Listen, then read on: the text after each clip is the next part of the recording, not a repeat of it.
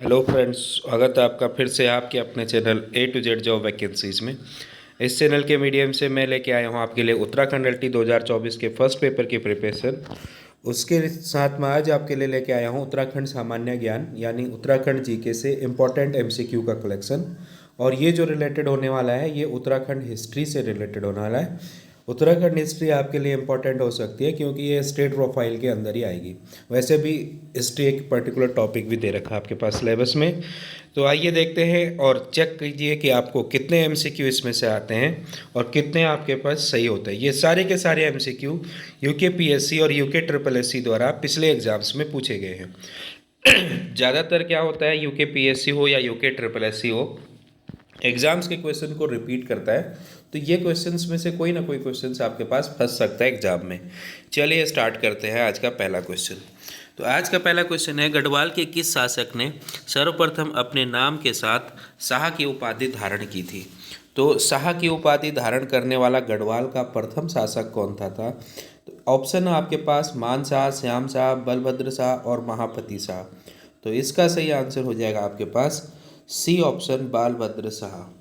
अब बालभद्र शाह जो थे वो किस वंश से रिलेटेड थे? तो ये जो है परमार वंश के तेता परमार वंश के 43वें शासक थे।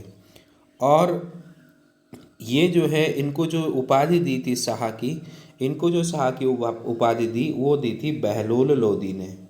तो बहलोल लोदी ने किसको दी थी उपाधि? बालभद्र शाह को। और किस चीज़ की उपाधि दी थी? शाह की उपाधि। तो शाह की उपाधि धारण करने वाला पहला गढ़वाल शासक बलभद्र शाह, ये परमार वंश का 43वां शासक था। और बहलोल लोदी ने इसको क्या दी थी? शाह की उपाधि दी थी। अगले प्रश्न की तरफ बढ़ते हैं जो हाईकोर्ट असिस्टेंट लिपिक एग्जाम में पूछा गया है। उत्तराखंड में ईस्ट इंडिया कंपनी का आगमन कब हुआ था? तो उत्तराखंड में, ये तो सिंपल क्वेश्चन है, सबको पता होगा कि 1815 में जो है ईस्ट इंडिया कंपनी का क्या हुआ था? आगमन हुआ था।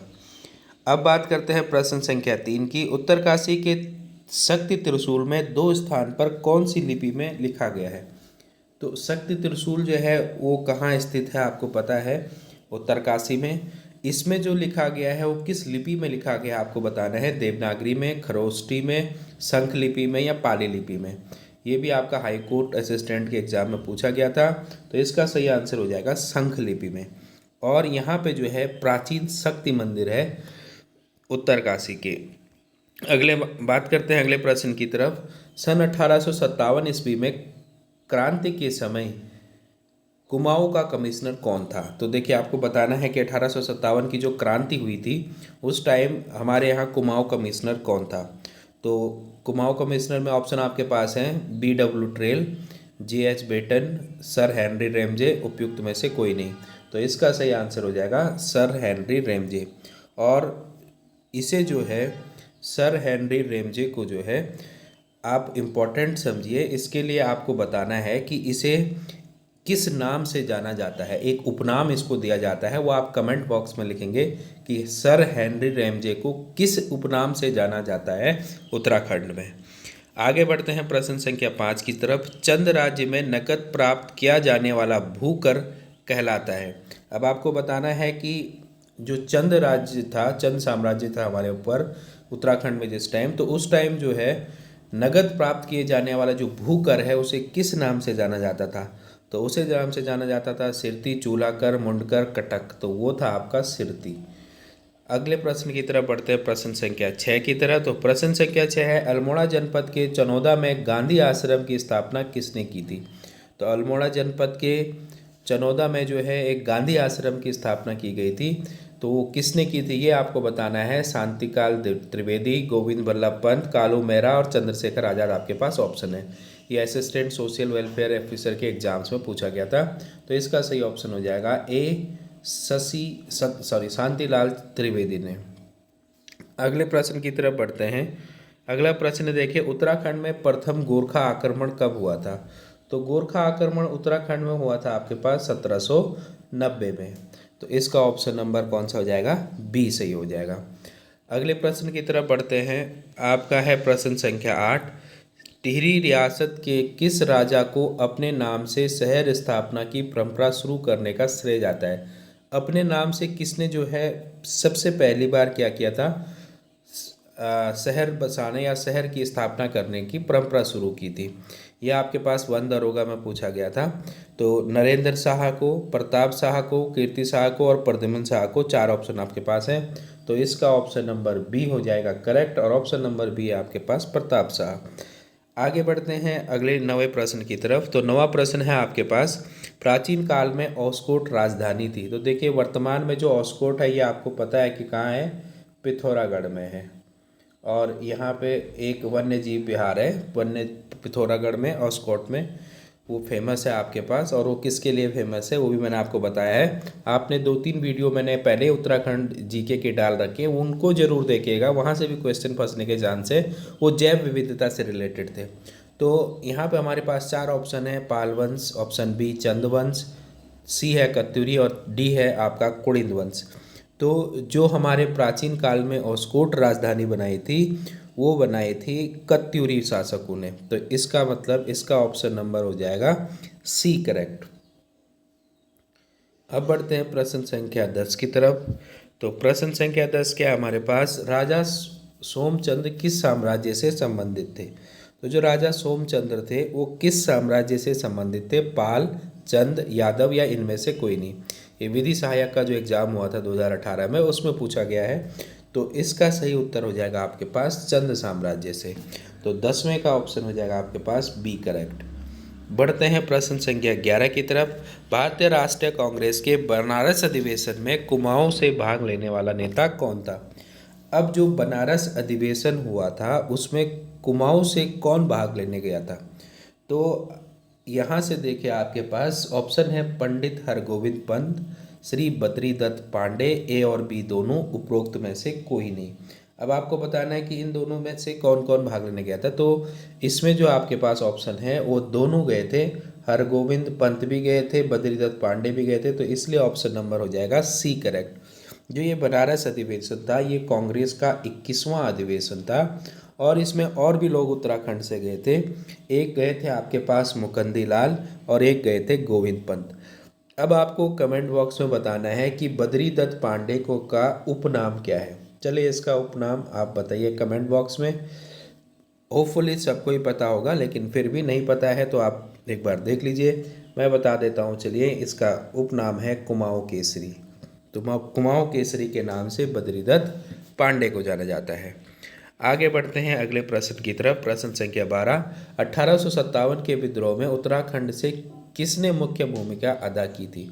अभी इम्पोर्टेंट प्रश्न हो सकता है आपके एग्जाम से रिलेटेड।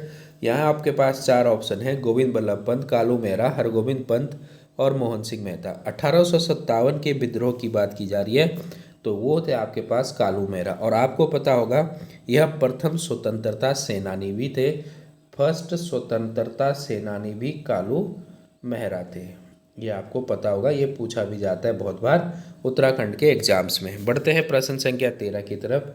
प्रश्न संख्या 13 है आपके पास, उत्तराखंड में निम्न में से किसने दांडी मार्च में प्रतिभाग किया था? तो दांडी मार्च में प्रतिभाग किया था ज्योतिराम कांडपाल, मुकंदी लाल, बद्रीदत्त पांडे और गोविंद बल्लभ पंत। आपके पास 4 ऑप्शन है, इसमें से आपका सही आंसर हो जाएगा कांडपाल ने। और कांडपाल के साथ एक और थे, वो थे आपके पास भैरव दत्त। उन्होंने भी क्या किया था? दांडी मार्च में भाग लिया था। आगे बढ़ते हैं प्रश्न संख्या 14 की तरफ। तालेश्वर ताम्रपत्रों का संबंध किस वंश से है? जो तालेश्वर ताम्रपत्र थे इनका संबंध आपके पास पौरव वंश से है, इसलिए इसका ऑप्शन नंबर डी करेक्ट हो जाएगा। आगे बढ़ते हैं प्रश्न संख्या 15 की तरफ। स्वामी विवेकानंद किस वर्ष प्रथम बार अल्मोड़ा आए थे या अल्मोड़ा गए थे? तो अल्मोड़ा कब गए थे? तो ये गए थे 1890 में, इसलिए इसका ऑप्शन नंबर हो जाएगा डी करेक्ट। अब बढ़ते हैं प्रश्न संख्या 16 की तरफ। तो प्रश्न संख्या 16 है, कुमाऊं की लक्ष्मीबाई कहा जाता है। अब देखिए कुमाऊं की लक्ष्मीबाई किसे कहा जाता है? तो जिया रानी को, रीना रावत को, कमलेशी देवी को या इनमें से कोई नहीं। तो इसका सही ऑप्शन आपको भी पता ही होगा, ए यानी जिया रानी को। अब इसी तरह से आपको पता होगा कि गढ़वाल की झांसी की रानी भी कहा जाता है। तो गढ़वाल की झांसी की रानी, गढ़वाल की जो झांसी की रानी है वो किसे कहा जाता है? गढ़वाल की झांसी की रानी कहलाती है तीलू रौतेली। तीलू रौतेली। अब ये भी पूछ सकता है देखिए कि तीलू रौतेली की जो मूर्ति है वो कहाँ पे बनी हुई है? तो ये बनी हुई है आपके पास पौड़ी के बीरो खाल में। बीरो खाल में क्या है आपके पास? ये बीरो खाल पौड़ी में आता है। यहाँ पे क्या है? रानी लक्ष्मी, सॉरी, जो गढ़वाल की झांसी की रानी जिसे आप तीलू रौतेली कहती हैं, उनकी एक बहुत बड़ी मूर्ति बनी हुई है। तो इसको भी आप ध्यान रखिएगा। यहाँ से एक प्रश्न के साथ 3 प्रश्न आपको क्लियर हो गए। अशोक का शिलालेख उत्तराखंड के किस स्थान में है? हल्द्वानी, श्रीनगर, कालसी, उत्तरकाशी। तो इसका सही आंसर हो जाएगा कालसी, इसलिए ऑप्शन नंबर बी हो जाएगा करेक्ट। बढ़ते हैं प्रश्न संख्या 18 की तरफ। प्रश्न संख्या 18 क्या है देखिए, किस वर्ष कुमाऊं गोरखा साम्राज्य में विलय हुआ था? तो कुमाऊं गोरखा साम्राज्य में कब विलय हुआ था? तो ये था आपके पास 1790 में। क्वेश्चन नंबर 18 का ऑप्शन नंबर ए हो जाएगा करेक्ट। आगे बढ़ते हैं प्रश्न संख्या 19 की तरफ। स्कंद पुराण में गढ़वाल को किस नाम से जाना जाता है? बहुत आसान प्रश्न विधि सहायक में पूछा गया था। केदारखंड, कुमांचल, जालंधर, गढ़देश। तो स्कंद पुराण में किस नाम से जाना जाता है? केदारखंड। और आपको पता होगा कि स्कंद पुराण में कुमाऊं को किस नाम से जाना जाता है, तो आप कमेंट में कमेंट करिएगा, कमेंट बॉक्स में कमेंट कीजिएगा, वो आपको पता ही होगा आंसर वैसे तो। बढ़ते हैं 20 खुड़बड़ा युद्ध, बहुत इंपॉर्टेंट युद्ध। गोरखा के विरुद्ध युद्ध में कौन पवार राजा मारे गए? तो जो 20वां प्रश्न है, इसमें आपके पास 4 ऑप्शन है, सुदर्शन शाह, प्रद्युम्न शाह, फतेह शाह और प्रताप शाह। तो क्या हुआ था, जो खुड़बड़ा का युद्ध हुआ था वो कब हुआ था? पहले तो आपको ये मैं बता दूं, तो वो हुआ था आपके पास 14 मई 1804 में। तो 14 मई 1804 में खुड़बड़ा का युद्ध हुआ था। खुड़बड़ा एक मैदान है जो कहाँ स्थित था? देहरादून में। तो इसमें एक युद्ध हुआ।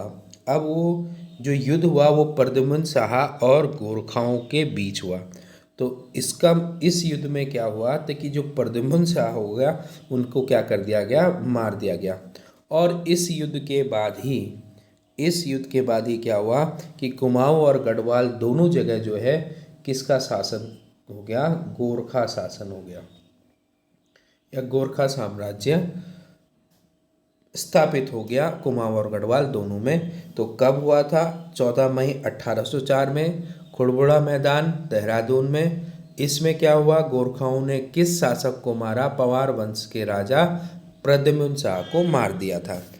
अब बढ़ते हैं प्रश्न संख्या 21 की तरफ। चंद्रशेखर आज़ाद ने उत्तराखंड के किस स्थान का भ्रमण किया था? तो चंद्रशेखर आज़ाद ने जो है उत्तराखंड के किस स्थान का भ्रमण किया था? दुगड्डा का जो है कोटद्वार में, ए ऑप्शन। आगे बढ़ते हैं प्रश्न संख्या 22 की तरफ। गढ़वाल राजवंश का इतिहास एक फेमस पुस्तक, ये किसकी रचना है? तो ये तो आपको पता ही है। इसके लिए आपके पास 4 ऑप्शन है, मौलाराम, रतन कवि, स्वामी शशिधर और गुमानी पंत। तो इसका आंसर आपको पता ही होगा, इसका आंसर है मौलाराम, यानी ऑप्शन नंबर ए हो जाएगा करेक्ट। मौलाराम की कृति है गढ़वाल राजवंश का इतिहास। बढ़ते हैं प्रश्न संख्या 23 की तरफ। किसे प्राचीन काल में कुब्जा ग्रामक नाम से जाना जाता था? हरिद्वार, ऋषिकेश, श्रीनगर और कनखल। आपके पास 4 ऑप्शन। बहुत इंपॉर्टेंट प्रश्न ये हो सकता है। तो इसका सही आंसर है कि जो कुब्जा ग्रामक है वह जो है किसका प्राचीन नाम था? ऋषिकेश का। तो इसलिए इसका ऑप्शन नंबर क्या हो जाएगा करेक्ट? सी। बढ़ते हैं प्रश्न संख्या 24 की तरफ।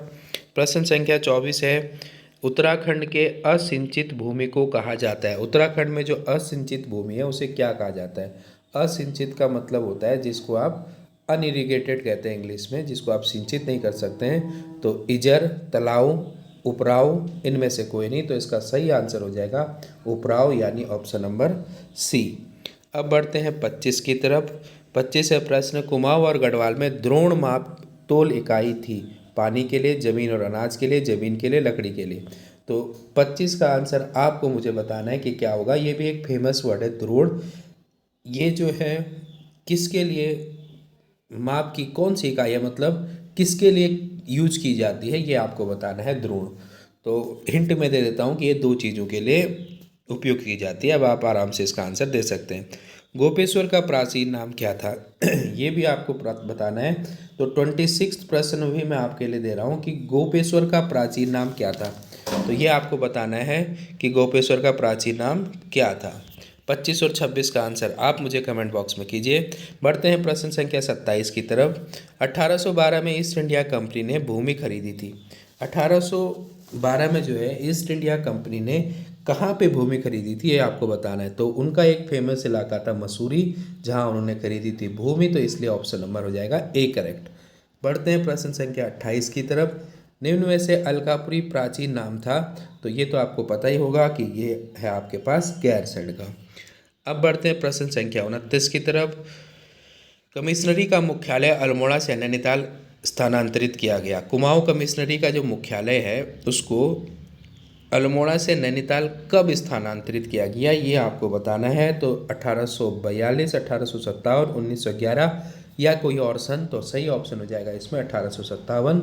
इस दिन क्या हुआ था, 1857 को क्या हुआ था, अल्मोड़ा से नैनीताल जो है कुमाऊं कमिश्नरी का मुख्यालय को स्थानांतरित किया गया था। और अभी भी आपको पता होगा कि कुमाऊं का जो मुख्यालय है, मंडल मुख्यालय जिसे कहते हैं, वो है नैनीताल में, और गढ़वाल का मंडल मुख्यालय पौड़ी। आगे बढ़ते हैं प्रश्न संख्या 30 की तरफ। बेंटन द्वारा नवी भू व्यवस्था कब लागू की गई थी? तो जो बेंटन थे उन्होंने कब जो है आपके पास भू व्यवस्था लागू की थी? तो इसका सही उत्तर हो जाएगा आपका 1840, इसलिए ऑप्शन नंबर डी हो जाएगा इसका करेक्ट। 1840 में बेंटन ने भू व्यवस्था लागू की थी, तो इसका ऑप्शन नंबर डी है करेक्ट। ये थे आज के 30 प्रश्न। इसी तरह के अगले 30 प्रश्न मैं आपके लिए लेके आऊँगा नेक्स्ट क्लास में। बने रहिए ए टू जेड जॉब वैकेंसीज के साथ। आप टीचिंग एप्टीट्यूड और रीजनिंग की वीडियोस भी देखते रहिए, और साथ में मैं जीके के एमसीक्यू सीरीज और इंडियन जीके के भी कंसेप्ट आपके लिए लेके आ रहा हूँ। तो all the best for your preparation. अपनी तैयारी में लगे रहिए। समय बीतता जा रहा है, इसलिए तैयारी को आगे बढ़ाइए। Good luck.